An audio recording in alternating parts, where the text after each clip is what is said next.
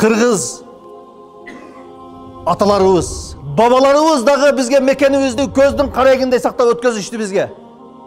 Биз дагы мекенибизди көздүн карегиндей сактап, келечек муунга өткөзүү биздин атуулдук, мусулмандык биздин парызыбыз, атуулдук милдетибиз. Бүгүн мен менен сен жыргап жашап өтүп кетүү эмес, келечектеги балдарыбыз, неберелерибиз, келечекте Кудай деген жараткандын өзүнө сыйынган балдарыбыз, неберелерибизге мамлекетибизди, жерибизди, ала тообузду өткөзүп берүү ар бирибиздин милдетибиз. Эмне болот экен деп биз сыртта карап турбай, ар бирибиз жок эле дегенде жаратканга карап дуа кылышыбыз керек. О жараткан Алла Таалам, элибизге тынчтык бере көр. О жараткан мамлекетибизге тынчтык бере көр.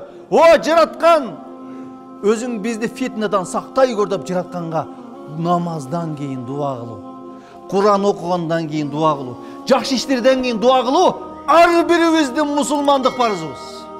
Эгерде ошону да кыла албасаңыз, билбейм мен, сизде ыйманыңыздын даражасы ушунчалык төмөн.